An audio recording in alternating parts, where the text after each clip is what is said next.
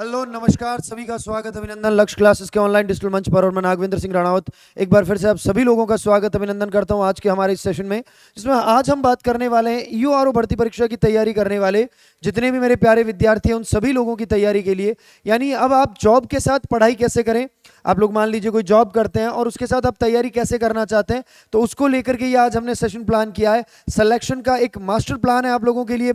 आप लोग जॉब से छुट्टी लेना चाहते हैं, कितने दिन की छुट्टी लेनी है, आपको कितनी तैयारी करनी है, किस तरीके से आपको तैयारी करनी है, डेली कितने घंटे पढ़ना है, उन सभी पहलुओं के ऊपर आज हम चर्चा करने वाले हैं। और यहाँ पर हम आज सटीक रणनीति के बारे में जानेंगे। तो जितने भी आपके साथी जो ईओआरओ भर्ती परीक्षा की तैयारी कर रहे हैं उन सभी लोगों को ये सेशन शेयर कर दीजिए, क्योंकि आज के इस सेशन में हम बात करने वाले हैं एक बहुत ही महत्वपूर्ण और बहुत ही बेहतरीन मुद्दे के बारे में। चलिए, तो यहाँ पर मैं सबसे पहले बात करूंगा। देखिए, आप लोग अगर ईओआरओ भर्ती परीक्षा की तैयारी कर रहे हैं तो सबसे पहले तो आप अपना प्रॉपर एक स्टडी प्लान जो है वो बनाइए। देखिए, सबसे पहले अगर मैं बात करता हूं यहां पर आप लोगों के लिए ईओ और आरओ भर्ती परीक्षा 2026 को लेकर, है ना। सबसे पहली बात तो आप ये समझ लीजिए कि ये जो भर्ती परीक्षा है, ये भर्ती परीक्षा 120 अंकों की 120 प्रश्न इसमें रहने वाले हैं, जिसमें अगर मैं दो भागों में बात करूं तो यहां पर आपको ध्यान रखना है, एक है जिसे हमने कहा है भाग अ और एक है जिसे हमने कहा है भाग ब। कितने हैं? दो भाग अ और भाग ब। यहां पर आपको ध्यान रखना है कुल कितने प्रश्न पूछे जाते हैं, 80 प्रश्न पूछे जाते हैं। और यहां पर कुल कितने प्रश्न पूछे जाते हैं, तो 40 प्रश्न पूछे जाते हैं। अब यहां पर देखिए, यहां पर जब मैं भाग ए के बारे में बात करता हूं तो आपको क्या पढ़ना होता है, यहां पर आपको पढ़ना है राजस्थान का इतिहास। यहां पर आपको क्या समझना है, राजस्थान का इतिहास। यहां पर आपको क्या पढ़ना है, तो यहां पर आपको पढ़ना है राजस्थान की कला व संस्कृति, कला और संस्कृति, है ना। और आपको क्या ध्यान रखना है, यहीं पर आपको ध्यान रखना है राजस्थान का भूगोल, ठीक है। और एक बात आपको यहां पर याद रखनी है, राज्य व्यवस्था। क्या है? राज्य व्यवस्था में भारत और राज्य दोनों की आ गई है यहां पर। और इसके साथ साथ आपको पढ़ना है करंट अफेयर। तो मोटे तौर पर ये सारे सब्जेक्ट हैं। यानी यहां पर आप लोग करंट अफेयर में माफ करें पॉलिटी में इंडियन पॉलिटी और स्टेट पॉलिटी को लेकर के आप चर्चा कर सकते हैं। एक तो ये वाली बात आपको यहां पर ध्यान रखनी है। और देखिए, जब मैं यहां पर बात करता हूं 40 प्रश्नों के बारे में, तो 40 प्रश्नों में आपको क्या ध्यान रखना है, एक आपको ध्यान देना है कि भाई साहब नगर पालिका जो अधिनियम है वर्ष 2009 का, एक तो वो याद रखना है। एक आपको ध्यान रखना है इसी के साथ साथ नगर पालिका के संबंध में प्रमुख नियम जो ध्यान रखने हैं। और एक आपको याद रखना है नगर पालिका को लेकर के प्रमुख योजनाएं। यानी बेसिकली आपको ये तीन बातें इधर ध्यान रखनी है। अब आ जाते हैं अब आपके प्रॉपर स्टडी मटेरियल पर, स्मार्ट प्लानर पर अपन बात कर लेते हैं। देखिए, समझिए, सबसे पहले आप लोग मान लीजिए किसी पहले से किसी जॉब में है, तो आप लोग अपने जॉब से पहले का या जॉब के बाद का आप प्रॉपर एक समय निकालिए और उसमें से क्या करिए, ये टाइम आप फिक्स कर लीजिए कि ये जो 40 अंक हैं, इन 40 अंकों के लिए मैं डेली रात को 8 बजे से, या मान लीजिए डेली रात को मैं 9 बजे से 12 बजे तक का प्लान यहां पर लेकर के चल रहा हूं, जिसमें मुझे पार्ट बी के बारे में चर्चा करनी है। और रोज सुबह इससे पहले ऑफिस जाने से पहले मैं इनमें से किसी एक विषय के बारे में मैं डेली एक एक विषय को कंप्लीट करता हुआ चलूंगा। तो कोई एक विषय मैं आपको यहां पर के पकड़ करके चलूंगा। अब यहां पर आप एक छोटा सा स्टडी या एक स्मार्ट प्लानर जो है वो आपको बनाना है। कैसे बनाना है, मान लीजिए आपने व्यवस्थित तौर पर इन विषय का विभाजन कर लिया। अब आपने क्या किया, मान लीजिए आपका टाइमिंग है 10 बजे से लेकर के 6 बजे का, आपका ऑफिस का टाइमिंग है 10 बजे से 6 बजे का। तो अब इससे पहले का समय निकाल लीजिए और इसके बाद का समय निकाल लीजिए। मैंने यहाँ पर 9 बजे के बाद का रखा है और इधर मैं आप लोगों के लिए, मान लीजिए 10 बजे का है तो मैं यहाँ पर 8 बजे से पहले का रख रहा हूँ। यानी आप 2 घंटे सुबह पढ़ सकते हैं 6 से 8। अगर आप 6 घंटे की नींद लेते हैं तो मान लो कोई 5 घंटे की नींद लेता है तो आप 5 से 8 पढ़ सकते हैं 3 घंटे। तो सुबह आपको 3 घंटे पढ़ने हैं और यहां पर आपको जीके वाला पोर्शन बहुत अच्छे से लेकर के चलना है, एक एक सब्जेक्ट। और रात को आपको 3 घंटे पढ़ने हैं, जिसमें से आपको 2 घंटे जो है वो आपको स्टडी मटेरियल पढ़ना है, जबकि 1 आवर जो है वो आपको क्या करना है, तो एमसीक्यू से संबंधित जितने क्वेश्चन है आपको वो लगाने हैं।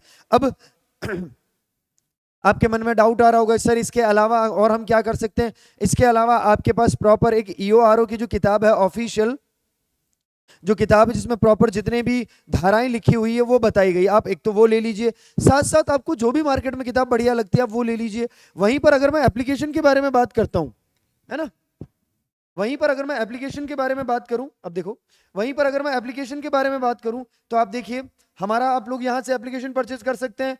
और उसके अलावा YouTube पर मैंने बहुत अच्छे तरीके से EORO को लेकर के प्लानिंग आप लोगों के लिए करी है। यहां पर देख लीजिए EORO भर्ती परीक्षा को लेकर पार्ट बी के संबंध में हमने रेगुलर क्लासेस चलाई है। हमारी थ्योरी कक्षाएं पूरे पाठ्यक्रम पर आधारित है। ये देख लीजिए यहाँ पर लगभग 20 वीडियोस अब तक हो चुके हैं। ये यहाँ पर 2 वीडियोस मैंने यहाँ पर बताएं, एक सामान्य परिचय को लेकर है और एक धारा 3 को लेकर है, नगर पालिका का परिसीमन। अब यहाँ पर पूरी प्रॉपर प्लेलिस्ट है, आप आराम से चाहें इनको आप 2x 1x जैसा फास्ट फॉरवर्ड करना है वो करके देखें। साथ ही साथ आप बढ़िया तरीके से MCQ लगाते हुए चलें।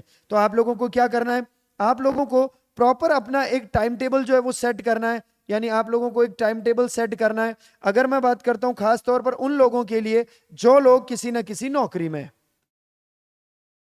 ठीक है ना, हाँ, अभी आपको छुट्टियां नहीं लेनी, अभी आपको नौकरी से छुट्टी लेने की आवश्यकता नहीं है। क्यों नहीं है, उसके पीछे सबसे बड़ा रीजन है क्योंकि अभी फिक्स नहीं है कि एग्जाम कब होगा, और हमारे पास अभी उतनी समयावधि भी नहीं है कि हमें ये पता हो कि सर 3 महीने बाद परीक्षा, 2 महीने बाद परीक्षा। आप मान लीजिए अवैतनिक अवकाश भी लेते हैं, लेकिन कितने समय का, तो पहले आप वो समय दीजिए जो समय आपके पास बचा हुआ है।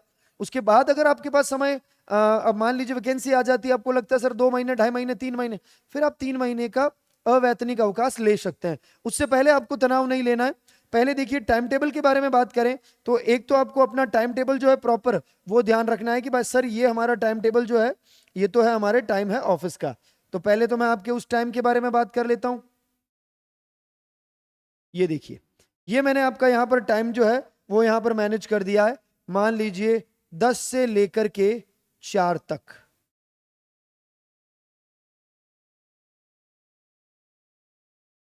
10 बजे से 4 बजे तक का, ठीक है। इससे पहले मैं आप लोगों के लिए थोड़ा सा यहाँ टाइम सेट कर लेता हूं। तो 5 बजे से लेकर के याद रखिएगा 8 बजे तक का जो टाइम है ये आपको ध्यान रखना है। 5 से 8 का टाइम है वो आपकी स्टडी को देना है, ठीक है। 8 बजे से आप जो अपने नित्य काम है आप उनसे फ्री हो जाएं। उसके बाद जब आप वापस आ जाते हैं ऑफिस से, और ऑफिस से आने के बाद का टाइमिंग भी आप सेट कर लीजिए।